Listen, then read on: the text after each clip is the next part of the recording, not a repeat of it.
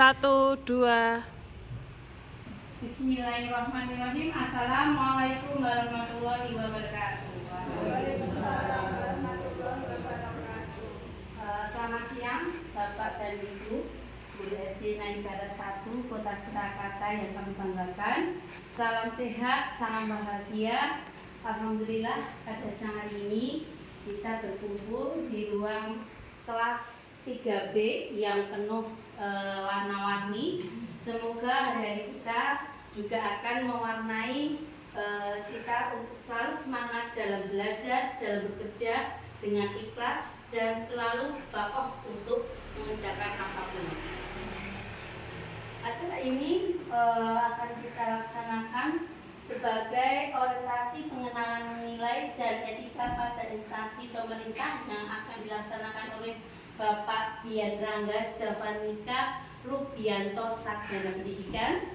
Insya Allah acara akan kita lewati, yaitu yang pertama pembukaan dengan berdoa bersama, yang kedua menyanyikan Indonesia Raya, ketiga sambutan dan arahan dari kepala sekolah, keempat penyampaian materi, kelima tanya jawab dan masukan, dan terakhir kita tutup bersama dengan penutup. Acara yang pertama, mari kita buka acara ini dengan doa bersama. Semoga nanti akan berjalan dengan lancar dan bermanfaat bagi kita semua. Menurut agama dan kepercayaan, berdoa mohon.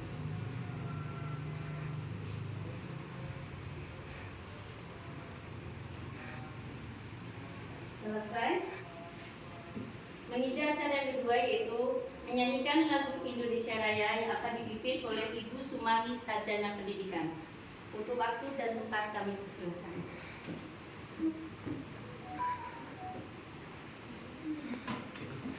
Hadirin berdiri semua.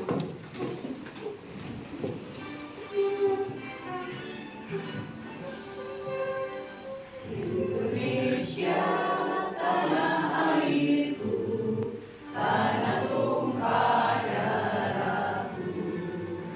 Di sanalah aku berdiri, jadi pandu ibu.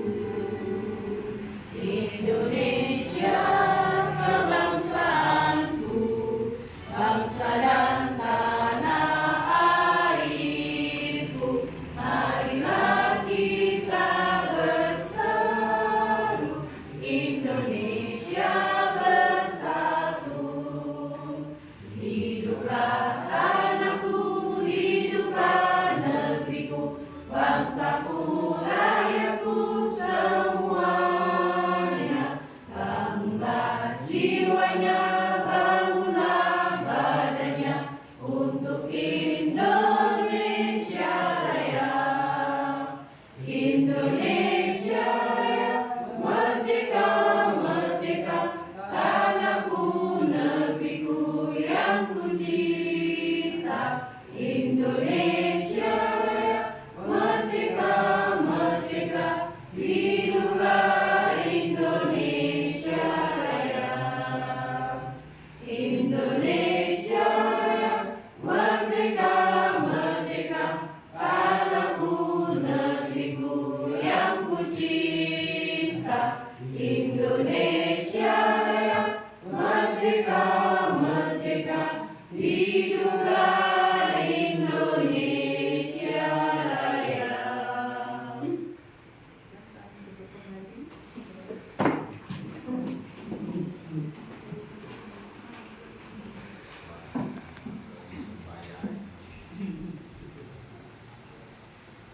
Menginjak acara yang ketiga, yaitu sambutan dan arahan dari Ibu Kepala Sekolah SD Negeri Naibara 1 kepada Ibu Wahyu Ratnawati Sarjana Pendidikan.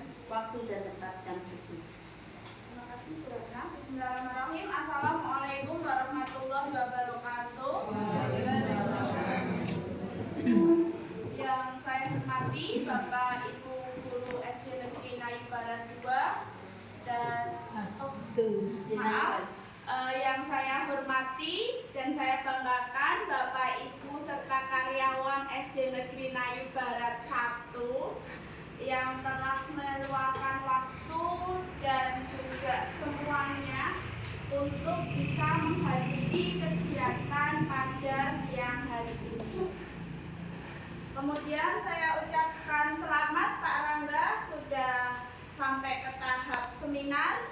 Semoga Pak Rangga bisa menyelesaikan tugas-tugas dari MOOC ya dengan tepat waktu dan diberi hasil yang terbaik.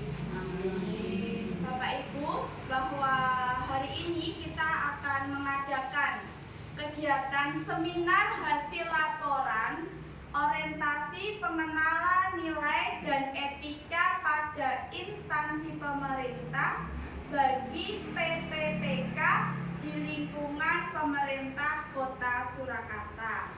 Nah, fokus kita yaitu di SD Negeri Nayu Barat 1 Surakarta.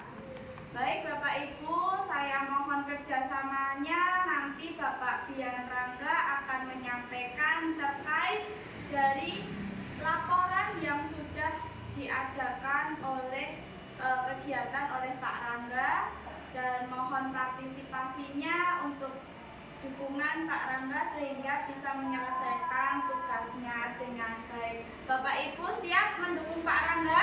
Siap. Ya, ulangi lagi, Bapak Ibu siap? Siap. Ya, saya ucapkan terima kasih. Bila ada salah mohon maaf. Assalamualaikum warahmatullahi wabarakatuh. Waalaikumsalam.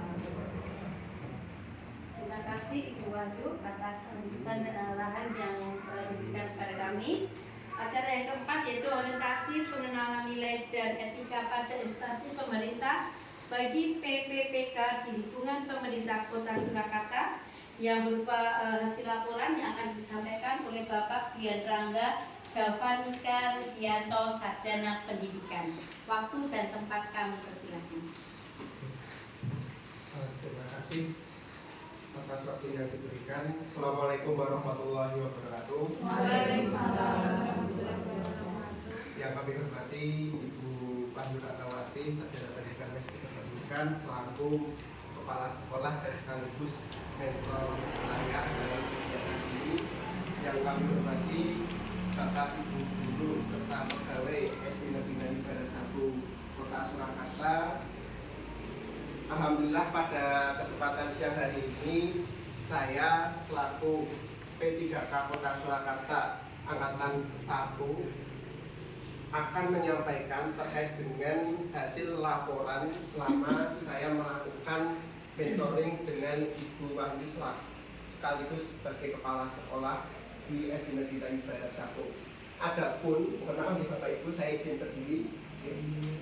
Adapun judul yang saya ambil ini merupakan salah satu bentuk hasil diskusi dan masukan-masukan bagi saya, terutama dari Ibu Kepala Sekolah terkait dengan pendampingan ANBK atau Asesmen Nasional Berbasis Komputer untuk meningkatkan kemampuan literasi dan numerasi peserta didik kelas 5 SD Negeri Nayu Barat 1 tahun pelajaran 2024 dan 2025. Mengapa saya mengambil judul ini? Karena dalam kegiatan MMOC ini atau kegiatan terkait dengan pelatihan nilai dan etika ini, setiap peserta ini diharapkan bisa mengambil satu subtema atau satu tema yang berkaitan dengan masalah-masalah yang ada di sekolah. Masalah di sekolah itu banyak sekali, mulai dari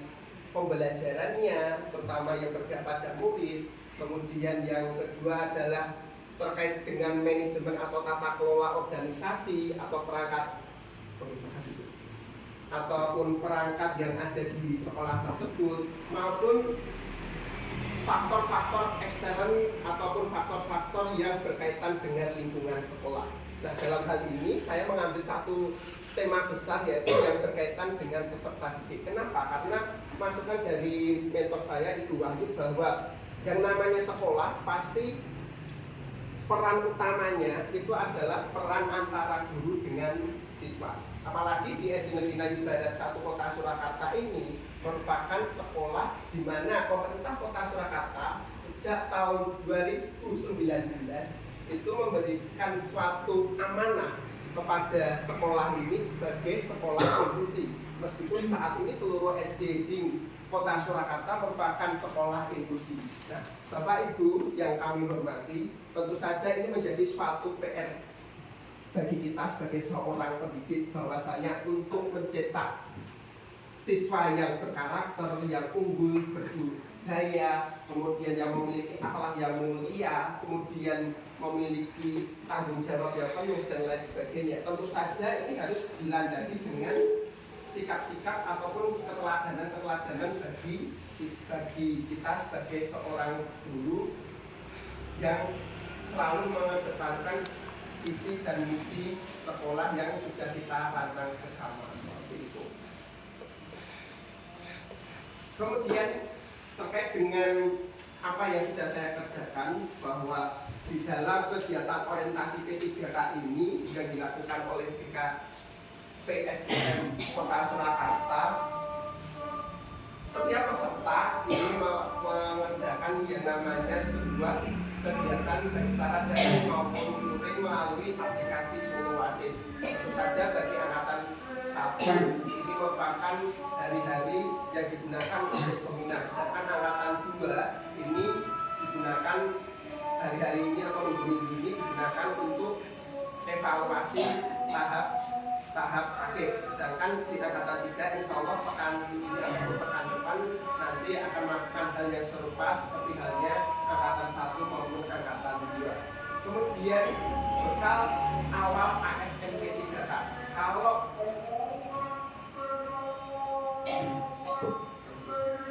Kalau pemerintah Kota Surakarta mengangkat yang namanya PNS, sebelumnya itu kan ada yang namanya macam diklat atau latsar. Nah, latsarnya kalau CPNS itu kan latsarnya baik secara daring maupun secara luring. Nah, kalau nggak salah di Kota Surakarta itu kalau dulu itu di BPGP gitu.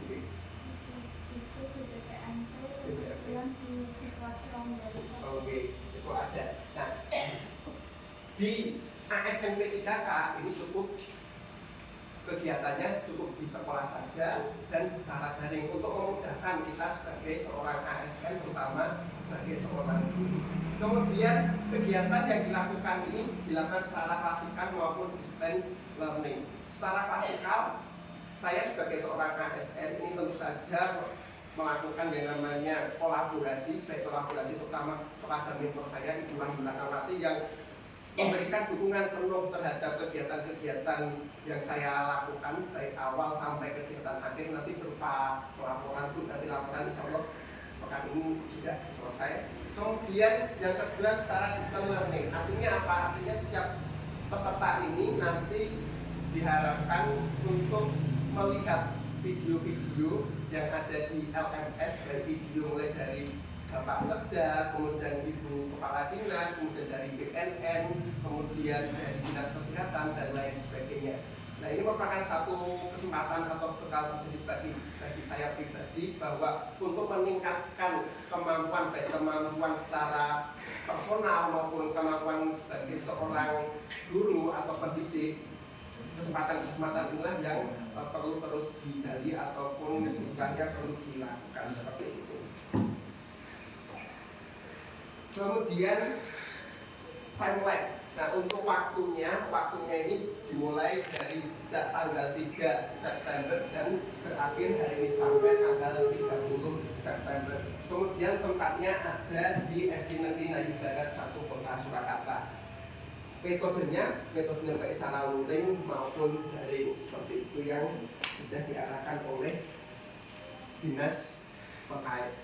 Kemudian Bapak Ibu, kita tahu bahwa kita itu hidup atau istilahnya bekerja mencari rezeki di Kota Surakarta. Tentu saja kita juga harus mengetahui visi dan misi dari pemerintah Kota Surakarta. Visi dan misi pemerintah Kota Surakarta ini ditanamkan sejak zamannya atau periodenya wali kota Bapak Gibran dan wakil wali kotanya Bapak Teguh Prakosa. Adapun visi pemerintah Kota Surakarta saat itu dan sampai saat ini, yang pertama adalah mewujudkan Surakarta sebagai kota berbudaya yang modern, kemudian tangguh, kemudian gesit, kreatif, dan sejahtera. Sedangkan visinya ada beberapa. Yang pertama, meningkatkan kualitas kesehatan masyarakat yang tangguh. Dalam pemerintahan Bapak Gibran dan Bapak Teguh Prakosa, kualitas kesehatan ini sangat penting. Karena apa? Karena kalau kita memiliki jiwa dan raga yang sehat, otomatis nanti kita bisa melakukan aktivitas yang lain. Kemudian yang kedua adalah memperkuat pertumbuhan perekonomian yang adaptif dan berkelanjutan. Kenapa? Karena di zaman pemerintahan Bapak Gibran waktu itu, kota Surakarta itu kan sedang dilanda oleh wabah COVID-19. Makanya pertumbuhan ekonomi ini perlu ditingkatkan setelah adanya wabah COVID-19. Kemudian mewujudkan tata ruang dan infrastruktur kota yang mendukung pemajuan kebudayaan dan pariwisata. Kita tahu bahwa yang namanya pembangunan di kota Surakarta ini banyak sekali, baik pembangunan secara infrastruktur maupun non infrastruktur. Contohnya yang paling sederhana di dekat sekolah kita, misalkan dibangun yang namanya Masjid Zayed, kemudian jembatan yang ada di daerah Joglo, kemudian tata ruang terbuka hijau yang ada di Balai Kambang yang pada tahun ini telah diresmikan oleh Bapak Wakil Presiden. Kemudian yang keempat adalah meningkatkan kualitas dan daya saing pemuda dan masyarakat umum di bidang pendidikan, ekonomi, seni, budaya, dan olahraga. Jadi posisi kita sebagai seorang pendidik, ternyata dinas pendidikan nanti di breakdown ini ternyata harus sejalan dengan misi yang keempat ini, meningkatkan kualitas dan daya saing pemuda dan masyarakat di bidang pendidikan, seperti itu. Kemudian yang kelima, mengembangkan tata kelola pemerintahan dan pelayanan publik yang gesit, kolaboratif, berlandaskan semangat gotong royong dan kebinekaan. Yang keenam, mewujudkan kemakmuran dan kesejahteraan bersama. Kemudian yang ketujuh, mewujudkan daerah kondusif. Kemudian kerukunan antar umat beragama dalam tata kehidupan bermasyarakat dan saling menghormati. Nah, visi dan misi ini tercantum dalam RPJMD Kota Surakarta tahun 2021 sampai 2026, seperti itu. Makanya kita harus merasa bersyukur tinggal di Kota Surakarta. Karena apa? Karena kotanya maju, kemudian tidak ada huru hara seperti halnya di kota-kota lain ataupun di kabupaten lain, terutama di bagian Indonesia Timur ataupun di daerah kota Jakarta. Karena setiap hari kita melihat yang namanya tawuran antar pelajar, kemudian hal-hal yang berkaitan dengan tindakan kriminal seperti pembunuhan dan lain sebagainya itu marak terjadi seperti itu. Kemudian selanjutnya terkait dengan STOK OPD atau struktur organisasi tata kelola organisasi perangkat daerah, bahwa perangkat daerah yang ada di Kota Surakarta ini dimulai dari wali kota dan wakil wali kota, kemudian garis kaum komandonya meliputi beberapa. Yang pertama adalah dinas daerah, kemudian badan daerah, kecamatan, dan inspektorat, seperti itu. Dinas daerah, terdapat 20 dinas daerah yang ada di Kota Surakarta, salah satunya adalah dinas pendidikan. Kemudian badan daerah itu jumlahnya ada 7, kemudian kecamatan di Kota Surakarta ada 5 yang meliputi Kecamatan Banjarsari, kemudian Kecamatan Jebres, kemudian Lawean, kemudian Serengan, dan Pasar Kliwon, seperti itu. Dan inspektorat, kita tahu bahwa tugas inspektorat salah satunya di dinas pendidikan adalah mengawasi jalannya roda keuangan daerah, khususnya pelaporan-pelaporan ataupun pelaporan-pelaporan pembangunan yang ada di instansi-instansi sekolah, seperti itu. Kemudian kita lanjut ke OPD Dinas Pendidikan. Ternyata Dinas Pendidikan Kota Surakarta yang dikomandoi oleh Ibu Dian Pineta ini memiliki sebuah visi yang sangat besar, yaitu terwujudnya layanan pendidikan yang bermutu dan paripurna. Kemudian misinya meningkatkan keterjangkauan dan perluasan layanan pendidikan yang bermutu, kemudian meningkatkan sumber daya aparatur yang membidangi layanan. Makanya kita sebagai seorang ASN berperan sebagai pelayan pada siapa? Pelayan pada masyarakat siapa? Masyarakat utama bagi anak didik kita, seperti itu. Kemudian kegiatan mentoring tentu saja dalam SD Negeri Barat 1 Kota Surakarta ini kita memiliki seorang pemimpin yang bertanggung jawab, seorang pemimpin yang arif dan bijaksana dan sekaligus mentor bagi saya, yaitu Ibu Pak Ratnawati. Kita berdiskusi apa saja sih masalah-masalah yang ada di sekolah kita dan bagaimana solusi-solusi ataupun jalan keluar yang harus kita selesaikan seperti apa, seperti itu. Kemudian rencana hasil. Nah, terkait dengan ANBK, kita tahu bahwa yang namanya ANBK ini merupakan suatu rutinitas tersendiri bagi seorang pendidik, terutama khususnya di kelas 5. Hasil ANBK ini nanti kedepannya akan berpengaruh terhadap yang namanya rapor pendidikan. Pada tahun sebelumnya, rapor pendidikan kita ini ada yang korek. Artinya apa? Orang di sini menunjukkan bahwa kemampuan numerasi kita ini belum optimal. Sedangkan kemampuan literasi atau kemampuan dalam hal membaca pada tahun sebelumnya ini sudah cukup baik, ditandai dengan warna yang hijau. Nah, bagaimana cara kita meningkatkan kemampuan literasi dan numerasi? Dan nanti kita akan bahas lebih lanjut seperti itu. Adapun permasalahan-permasalahan yang sudah saya istilahnya saya garis bawahi dengan Ibu Wahyu Ratnawati. Yang pertama adalah tadi belum optimalnya predikat literasi dan numerasi. Diharapkan semua di rapor pendidikan tandanya hijau. Nah, bagaimana cara tandanya hijau nanti kita akan bahas lebih lanjut. Kemudian kurangnya peran guru dalam mendampingi peserta didik berkebutuhan khusus. Kita tahu bahwa siswa-siswa yang ada di SD Negeri Barat 1 ini baik siswa kelas A maupun kelas B itu memiliki siswa inklusi. Nah, perlu optimalisasi dalam peran guru dalam mendampingi pembelajaran literasi dan numerasi. Kemudian belum optimalnya pemanfaatan teknologi informasi dan komunikasi di masing-masing kelas. Kita tahu bahwa kita terbatas yang namanya sebuah anggaran. Nah, bagaimana caranya kita mengoptimalkan anggaran tersebut untuk keberpihakan pada siswa? Nah, ini nanti menjadi sebuah PR tersendiri bagi pihak sekolah. Kemudian program kerja jangka pendek. Program kerja jangka pendek yang pertama adalah koordinasi kepala sekolah dengan orang tua, dibuktikan dengan adanya sosialisasi atau pertemuan wali murid. Alhamdulillah di kelas 5A dan di kelas 5B ini sudah ada. Kemudian koordinasi dengan GPK atau guru pendamping khusus. Kelas 5 atau kelas-kelas yang lain ini pasti butuh yang namanya GPK atau guru pendamping khusus. Kemudian latihan-latihan soal. Ternyata latihan-latihan soal yang berbasis literasi dan numerasi ini sebenarnya itu bukan hanya PR bagi guru kelas 5, tetapi dimulai dari dulu kelas 1 atau jenjang fase A seperti itu.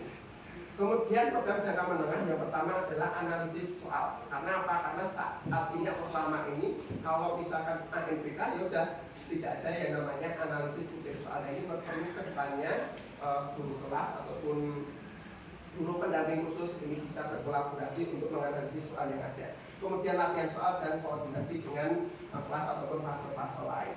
Nah, ini merupakan kegiatan yang sudah saya lakukan. Yang pertama adalah pendampingan soal ANBK. Ini metodenya berupa cetak. Artinya apa? Artinya setiap siswa ini mengerjakan secara tertulis di kertas. Kemudian yang kedua, pendampingan simulasi ANBK. Alhamdulillah di kelas 5A dan kelas 5B sudah dilakukan. Terima kasih kepada Pak Adi dan Pak Tri yang sudah membantu jalannya kegiatan simulasi, dan kedepannya nanti di bulan Oktober itu nanti ada yang namanya ANBK utama seperti itu. Dan alhamdulillah di kelas 5A dan kelas 5B itu jumlah samplingnya itu ada 30 siswa dan cadangannya adalah 5 siswa. Meskipun 30 siswa samplingnya diacak oleh sistem, ada 8 siswa yang berkebutuhan khusus seperti itu. Kemudian kendala yang ada tadi belum terfasilitasinya IT. Kemudian yang kedua adanya siswa inklusi, makanya perlu ada yang namanya pendampingan khusus. Kesimpulannya adalah dalam upaya meningkatkan literasi dan numerasi ini perlu adanya peran kolaboratif baik dengan orang tua, murid maupun rekan sejawat. Dalam hal ini adalah guru pendamping khusus, sehingga kedepannya ANBK ini bisa diperoleh hasil yang maksimal, kemudian raport pendidikan di SDKI Barat 1 ini nanti akan hijau semua, tidak ada yang oranye atau kuning seperti itu.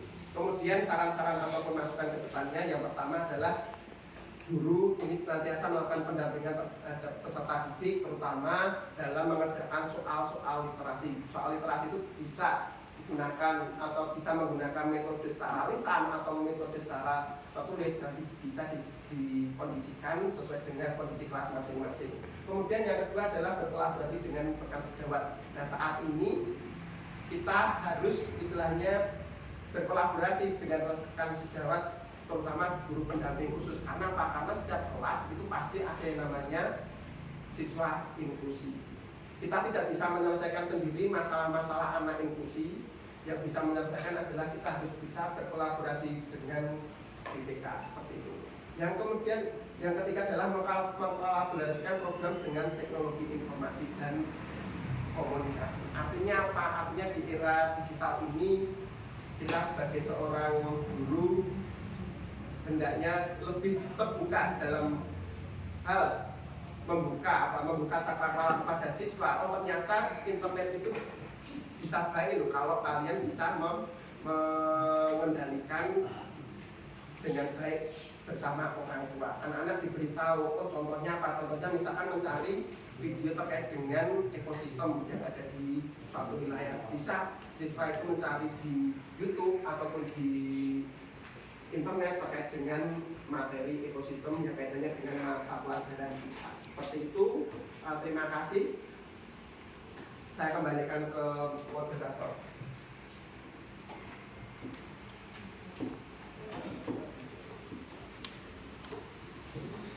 Terima kasih Bapak Rangga atas penyampaian materi yang sangat lengkap, jelas. Semoga yang disampaikan tadi bisa bermanfaat buat kita semua. Intinya yaitu sedang peningkatan kualitas ANBK nih, siswa-siswi kelas 5 di SDKI Barat 2 tahun pelajaran 2020, Barat 1 tahun ajaran 2024-2025. Sebelum menginjak pertanyaan, jika ingin ke rumah Mbak Ana, hati-hati banyak tilangnya. Materi sudah disampaikan, monggo siapa yang akan bertanya.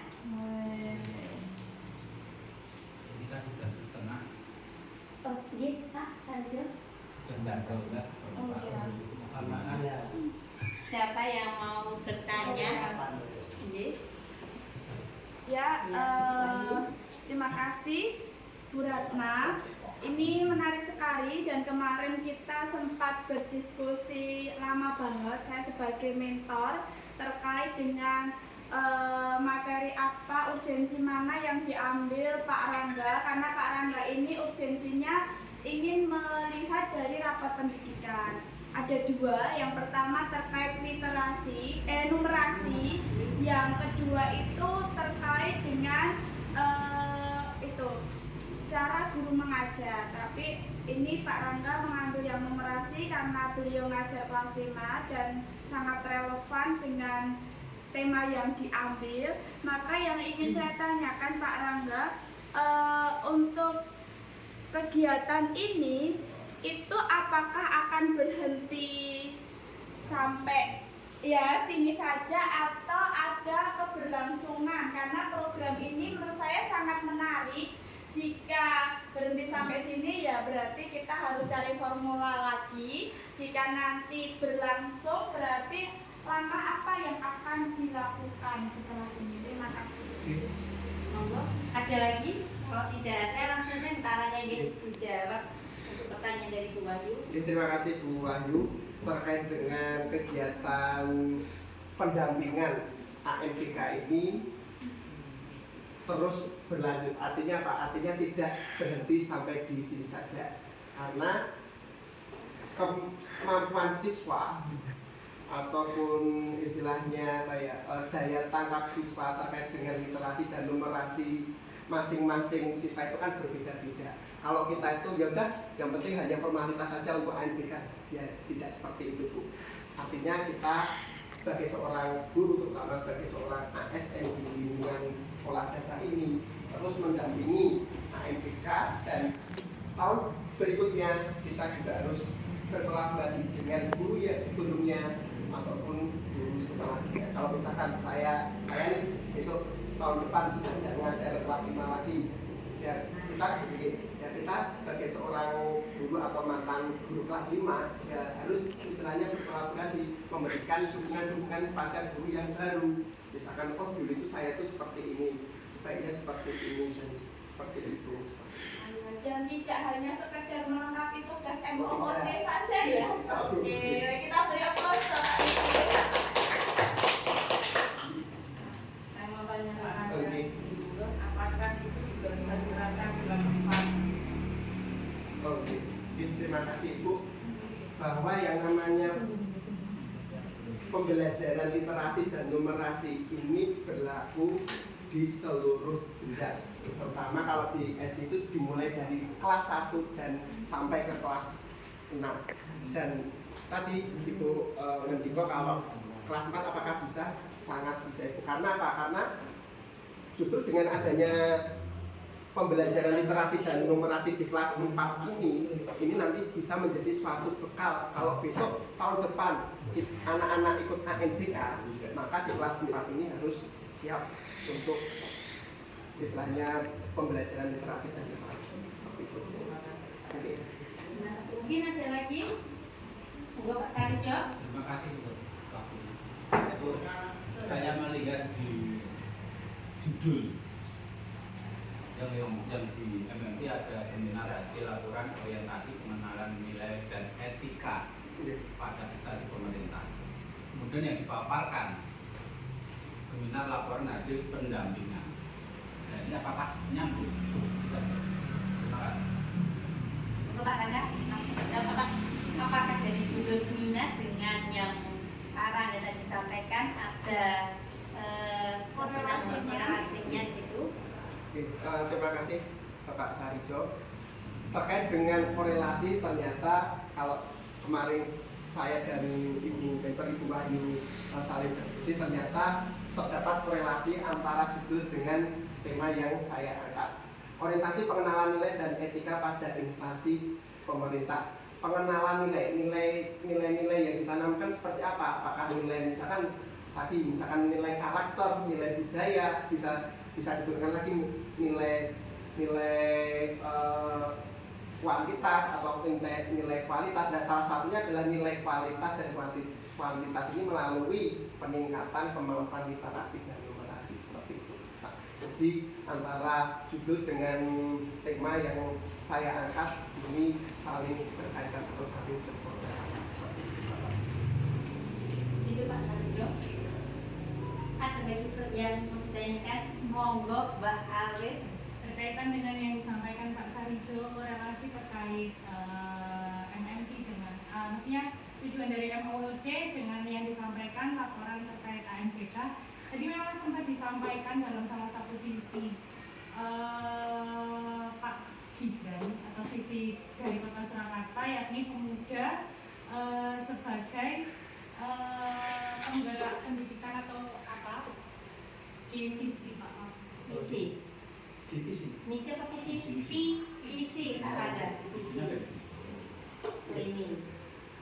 Kalau yang pemuda berarti misi. Misi. Yang poin Poin nomor D terkait pemuda. D. Ini. Keempat, meningkatkan kualitas dan daya saing pemuda. Dalam bidang pendidikan ya. Nah itu kan berarti perlu adanya implementasi kegiatan pemuda di bidang pendidikan. Sedangkan mungkin saya belum mengetahui jauh apakah ada kaitan dari pemuda khususnya di bidang pendidikan. Kalau sejauh yang saya tahu di dinas pendidikan sendiri hanya ada di DAS, Dikmen, dan SNF atau sekolah non formal, belum ada keterkaitan dengan pemuda. Kemudian berkaitan lagi dengan kenapa pemuda, memang mungkin dilihatnya dari Kota Surakarta ini tidak banyak tawuran dan sebagainya seperti yang disebutkan Pak Rangga di kota-kota seperti di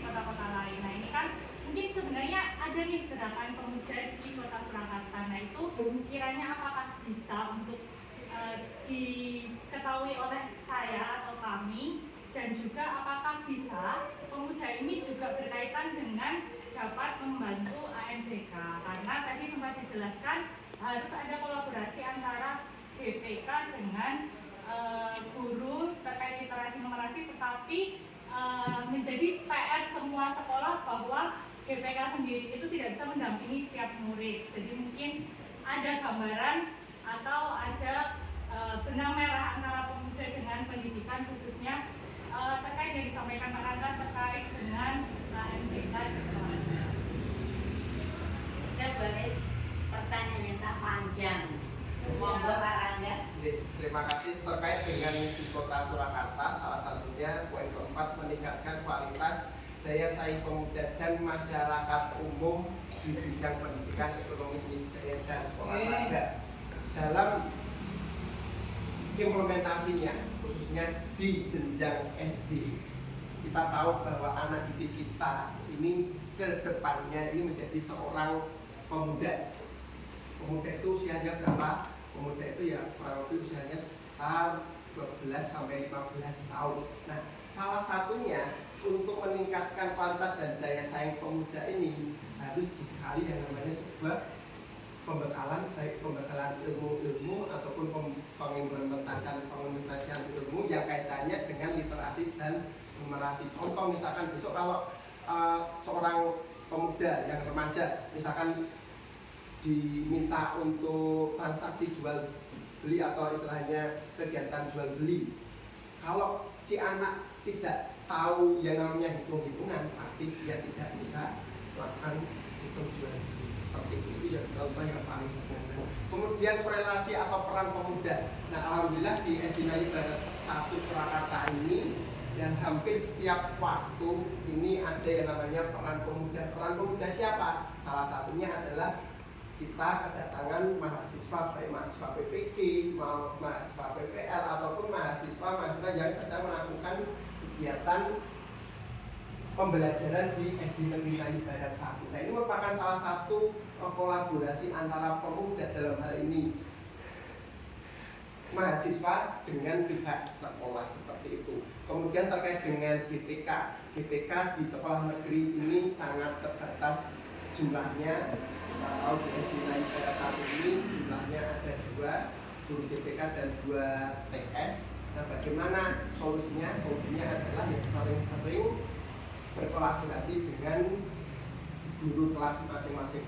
Karena apa? Karena kalau kita sebagai seorang guru hanya mengandalkan satu orang saja ya nggak bisa, makanya perlu kolaborasi. Dan tentu saja kolaborasi ini harus dibarengi dengan yang namanya sebuah komitmen bersama. Komitmen bagaimana caranya kita membekali siswa kita untuk cerdas secara fisik, cerdas secara mental, dan cerdas secara literasi dan numerasi. Seperti itu. Mohon maaf Bu Alit apabila ada kekurangan, nanti bisa kita diskusikan lebih lanjut di lain kesempatan. Seperti itu.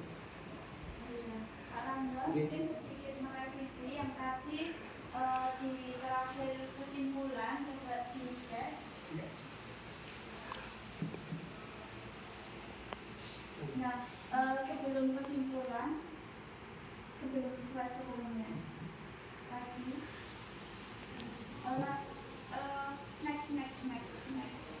next. Nah, sarannya ini mungkin berkolaborasi dengan rekan sejawat. Itu kan ada dalam kurung guru pendamping ya. Mungkin tidak hanya fokus guru pendamping itu saja, bisa di stakeholder semuanya, baik guru mata pelajaran juga. Jadi rekan sejawat saja itu menurut saya sudah cukup gitu ya. Jadi rekan sejawat itu lebih luas lagi. Saran saya itu sih. Jadi bukan hanya spesifik yang dimaksud rekan sejawat guru pendamping khusus, tidak, tapi ya butuh agama, olahraga gitu ya. Terima kasih Bu atas saran atau masukan, nanti saya perbaiki. Iya. Mungkin ada lagi pertanyaan yang mau disampaikan? Apabila tidak,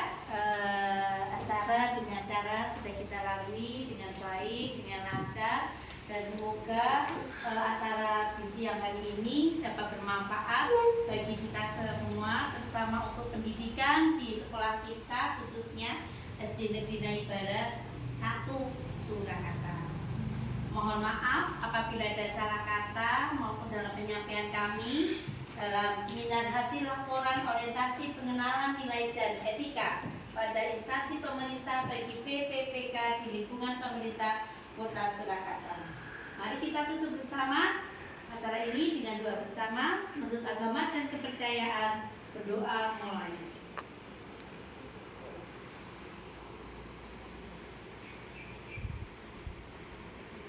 Selesai. Terima kasih atas kedatangannya. Fotoipun Turajaya. Terima kasih Bapak Ibu yang sudah mendukung kegiatan P3K yang ada di instansi SD Negeri Barat Kota Surakarta. Mohon maaf apabila selama saya menyampaikan materi ataupun selama saya menyampaikan hal-hal belum optimal. Mohon maaf. Keren. Kita beri aplaus Bapak Ibu.